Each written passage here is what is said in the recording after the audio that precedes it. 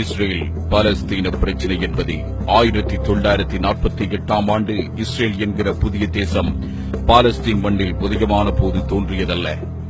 மாறாக ஆயிரம் ஆண்டுகளாக தொடர்ந்து அங்கே இருந்து வருகிற ஒரு சிக்கல்.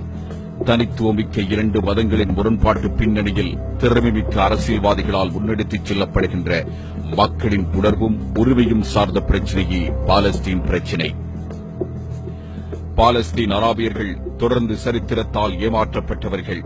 பல்வேறு காலகட்டங்களில் அவர்களுக்கு கல்வி மறுக்கப்பட்டிருக்கின்றது. உழைத்து பிழைக்கும் வாய்ப்புகள் மறுக்கப்பட்டிருக்கின்றன. வழிபாட்டு சுதந்திரத்தில் அடிக்கடி குறுக்கீடுகள் ஏற்பட்டிருக்கின்றன. மத்திய கிழக்கு தேசங்கள் எல்லாமே எண்ணெய் வளம் மிக்கவை. பாலஸ்தீன் இந்த வகையில் ஒரு பின்தங்கிய தேசம்.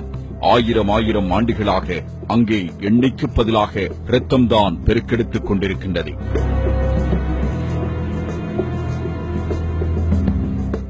அரபு தேசங்கள் என்றாலே பணம் கொளிக்கும் தேசங்கள் என்றொரு கருத்து இதுவரை இருந்து வருகின்றது.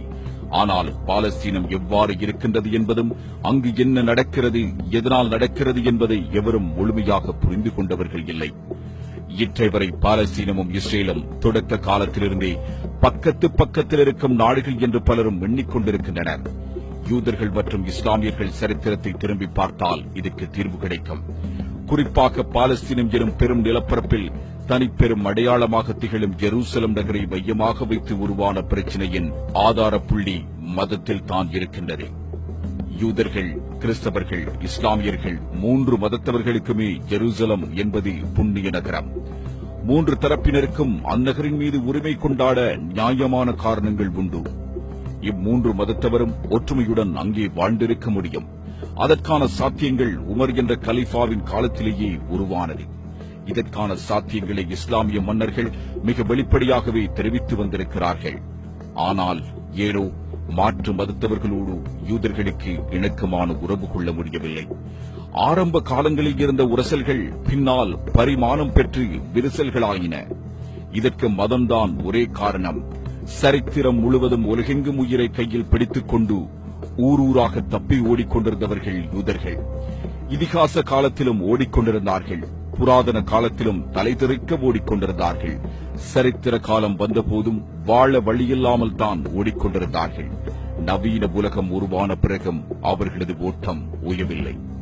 சொந்தமாக ஒரு துண்டு நிலம் கூட இல்லாமல் எல்லா தேசங்களிலிருந்தும் அடித்து துரத்தப்பட்டார்கள்.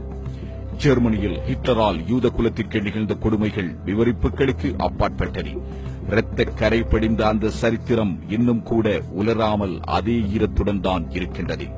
காலம் காலமாக வதைப்பட்டேயும் வடிந்தவர்கள் அவர்கள். வாழ்வதற்கு ஒரு துண்டு நிலம் இல்லாத வலியை முழுக்க அனுபவித்தவர்கள். அத்தனை அவதிப்பட்ட பிறகும் அவர்கள் அராபியர்களுக்கு உரிமையுள்ள நிலத்தை அபகரித்திருக்கிறார்கள். பிரிட்டனின் காலனிகளாக இருந்த பல நாடுகள் இரண்டாம் உலகப் போருக்கு பின் வரிசையாக ஒவ்வொரு நாடாக சுதந்திரம் அடைந்து வந்த நிலையில் 21ஆம் நூற்றாண்டு பிறந்த பிறகும் அடிமை வாழ்வை தொடரும் பாலஸ்தீனில் இன்று வரை பிரச்சினை இருந்து கொண்டே இருக்கின்றது. இஸ்ரேல் பாலஸ்தீன் பிரச்சினையின் ஆணிவேர் ஜெருசலம் நகரில் உள்ள மிகப்பெரிய பள்ளிவாசலான அல் அக்ஸா பள்ளிவாசலிலேயே உள்ளது.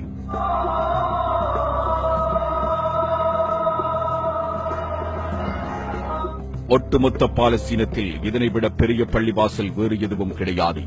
5000க்கும் மேற்பட்டோர் இங்கே அமர்ந்து ஒரே நேரத்தில் தொழ முடியும். முகமது நபியின் பாதம் பட்ட பூமி என்பதால் முஸ்லிம்களின் உணர்வு அதில் தங்கியுள்ளது. இதே இடத்தில் மற்றொரு பள்ளிவாசல் உள்ளது. அது உமர் என்ற கலீஃபாவினால் கட்டப்பட்டதாகும். இவை இரண்டையும் இணைக்கும் பகுதியை பைத்துல் முகத்தஸ் என்று அழைப்பார்கள். இந்த இடத்தை முன்வைத்துத்தான் யூதர்களுக்கும் அராபியர்களுக்கும் இடையிலான பிரச்சினை ஆரம்பித்தது. அல் அக்ஸா பள்ளிவாசல் இருக்கும் இடத்தில் தான் யூதர்களின் புராதனமான புனித தலமான சாலமன் தேவாலயம் இருந்ததென்பது இஸ்ரேலியர்களின் வாதம். இதற்கென அவர்கள் மேற்கொண்ட பல முயற்சிகள் தான் பல விபரீதங்களை உருவாக்க வழிவகுத்தன. அவர்களது ஆதாரங்களை தெளிவின்மை அவற்றுள் முதன்மையானது எனலாம். அணுகுமுறையில் முரட்டுத்தனம் மிகுந்திருந்தமை இரண்டாவது பிரச்சினை. பேசி தீர்க்க வேண்டிய பிரச்சினையை ராணுவ நடவடிக்கை மூலம் தீர்க்க நினைத்தது மூன்றாவது பிரச்சினை. புராண சரித்திர காலங்கள் தொடங்கி 1967ஆம் ஆண்டு வரை இந்த மசூதி வளாகம் முஸ்லிம்களின் வசம்தான் இருந்திருக்கின்றது. 1967 ஆண்டு ஜெருசலம் நகரை முழுமையாக யூதர்கள் கைப்பற்றிய பிறகுதான் பிரச்சினை அதிகரிக்கத் தொடங்கியது. யூதர்கள் தொல்பொருள் ஆராய்ச்சியாளர்களிடம் பள்ளிவாசல் அமைந்திருக்கும் இடத்தில் தான் சாலமனின் தேவாலயம் அமைந்திருந்தது என்ற வாதத்தை முன்வைத்து ஆராய்ச்சிகளை மேற்கொள்ளும் பணியை ஒப்படைக்கின்றார்கள். அதன் பின்னர் இடம்பெற்ற ஆராய்ச்சிகளில் பல அதிர்ச்சிகள் காத்திருந்தன. கண்டெடுக்கப்பட்ட ஆராய்ச்சிகள் அனைத்திலும் அது சாலமனின் புனித இடம் என்பதற்கு ஆதாரங்களே இல்லை. சாலமன் தேவாலயம் குறித்த வரலாற்று தகவல்களை தரும் எந்த ஒரு ஆவணமும் அதை உறுதிப்படுத்தவில்லை. யூதர்களின் உள்நோக்கம் பள்ளிவாசலை உடைத்து ஆராய்ச்சி செய்வதல்ல, அங்கு அமைந்துள்ள அல்-அக்ஸா மசூதியை முன்வைத்து முஸ்லிம்கள் ஜெருசலம் நகரை சொந்தம் கொண்டாடிவிடக் கூடாது என்பதேயாகும். இக்கால பகுதிகளில் முஸ்லிம்களுக்கு பள்ளிவாசலுக்கு செல்ல அனுமதி வழங்கப்படவில்லை. 1970க்கு பிற்பகுதியில் இஸ்ரேலிய அரசாங்கம் ஆரம்பித்த தொல்பொருள் ஆராய்ச்சிகளை இதற்கு காரணம் காட்டினார்கள். ஆனால் யூதர்கள் அடிக்கடி பள்ளிவாசலுக்கு சென்று வந்தார்கள். எந்த கனவும் மதக்கலவரம் மூலம் அபாயம் ஏற்பட்டது. முஸ்லிம்களை வெறுப்பேற்றவன நாள் கணக்கில் அல்-அக்ஸா பள்ளி வளாகத்தில் யூத மதச்சடங்குகளும் செய்தார்கள். இதுபோன்ற சந்தர்ப்பங்களில் அப்பகுதிகளில் கலவரம் மூழ்குவது சாதாரணமாகிவிட்டது. முஸ்லிம்கள் யூதர்களை தாக்குவார்கள், யூதர்கள் முஸ்லிம்களை தாக்குவார்கள். இது இற்றை வரை ஒரு தினசரி நடவடிக்கையாகிவிட்டது. இதன் காரணமாகவே புனித நகரம் என்று வர்ணிக்கப்படும் ஜெருசலம் ஆபத்து மிகுந்த நகரமாக மாறிவிட்டது. 20ஆம் நூற்றாண்டில் மிகப்பெரிய சரித்திர மோசடி என்றால் அது இஸ்ரேல் பாலஸ்தீனத்திற்கு இழைத்ததுதான். இதில் சந்தேகமே இல்லை. கற்பனைக்கு அப்பாற்பட்ட தீவிரவாத செயல்கள் அங்கே நடந்தன. கொத்து கொத்தாக கொன்று குவித்தார்கள், குவித்து வருகிறார்கள். புராதனமிக்க பல கட்டடங்கள் உடைக்கப்பட்டன, இன்றும் உடைக்கப்படுகின்றன. அடைக்கப்பட்ட கதவுகளுக்கு அளவே இல்லை. குழந்தைகள், ஆண்கள், பெண்கள் என்ற பாகுபாடே கிடையாது. கொல் என்ற சொல் மட்டுமே தாரக மந்திரமாக இருந்து வருகின்றது. அங்கே பொருளாதாரம் உயரவில்லை, போராட்டங்கள் ஓயவில்லை, கல்வி வளரவில்லை, கலவரங்கள் குறையவில்லை. நிலத்திற்கு கீழே குண்டு வைத்துக் கொண்டே அமைதி பற்றி பேசுவார்கள்.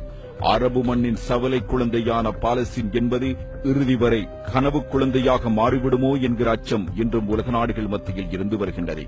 1948ஆம் ஆண்டு வரை இஸ்ரேல் என்ற தேசம் உலக வரைபடத்தில் கிடையாது. அது யூதர்களின் உள்ளத்திலிருந்து கருவாக வளர்ந்து கொண்டிருந்தது. பாலஸ்தீனத்தை பிரித்தானியர்கள் ஆண்டு கொண்டிருந்த சந்தர்ப்பத்தில் திடீரென ஒரு நாள் பாலஸ்தீனத்தை அவர்கள் கூறு போட்டார்கள். ஒரு பகுதிக்கு இஸ்ரேல் என பெயரிட்டார்கள். அது யூதர்களின் தேசமானது.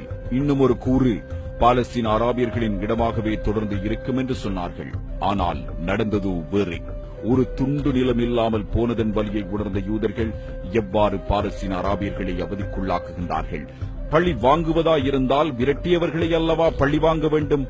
விரட்டியவர்களுடன் சேர்ந்தே வாழ இடம் கொடுத்தவர்களையா பழி வாங்குவது? இஸ்ரேல் ஏன் இப்படி ஒரு காரியத்தை செய்ய வேண்டும் என்ற கேள்வி இதுவரை பிறந்த, இனிமேலும் பிறக்க இருக்கின்ற அத்தனை மனிதர்களுக்குள்ளும் எழும் கேள்வியாக அமையும். விடுதிகளிலும் கிளைகளிலும் வேரூன்றி இருக்கும் இப்பிரச்சனையை சகலரும் புரிந்து கொள்ளும் காலம் வெகு தொலைவில் இல்லை.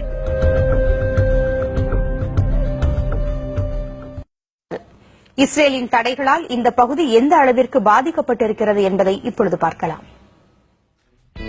40 கிலோமீட்டர் நீளம், சராசரியாக 9 கிலோமீட்டர் அகலம். சென்னை நகரில் கால் பகுதி மட்டுமே நிலப்பரப்பு. மத்திய கிழக்கில் ஒரு நூற்றாண்டு சர்ச்சைக்கு மையப்புள்ளியாக விளங்கும் காசா என்ற துண்டு நிலப்பகுதி இவ்வளவுதான். இதை ஒரு பிராந்தியம், நகரம், நாடு என்றெல்லாம் கூறுவதை விட மிகப்பெரிய சிறை என்று கூறுவதே பொருத்தமாக இருக்கும் என்கிறார்கள் இப்பகுதி மக்கள். உலகத்தின் மற்ற பகுதிகளிலிருந்து தனிமைப்பட்டிருக்கும் சுமார் 18 லட்சம் பாலஸ்தீன மக்கள் இங்குதான் முடங்கியிருக்கிறார்கள். ஹமாஸ் தலைமையில் ஒரு அரசு இங்கு இயங்கினாலும் இஸ்ரேலின் தடுப்பு அரண்களை மீறி இந்த பகுதிக்குள் எந்த பொருளும் வந்துவிட முடியாது. உணவு, மருத்துவம் போன்ற அடிப்படை வசதிகள் கூட இஸ்ரேலின் கண்காணிப்பில் தான் கிடைக்கும். மருத்துவமனைகள் நிறையவே உள்ளன. ஆனால் அவசரகால மருந்துகளில் பெரும்பாலானவை கையிருப்பில் இருப்பதில்லை. உயிர்காப்பதற்கான உடனடி சிகிச்சை தேவைப்படுவோர் மட்டும் இஸ்ரேலுக்குள் சென்று சிகிச்சை பெறலாம். இதுவும் குறிப்பிட்ட எண்ணிக்கையில் மட்டும்தான். இங்குள்ள மீனவர்கள் கடலில் அதிகமாக 10 கிலோமீட்டர் தொலைவுக்குத்தான் செல்ல முடியும்.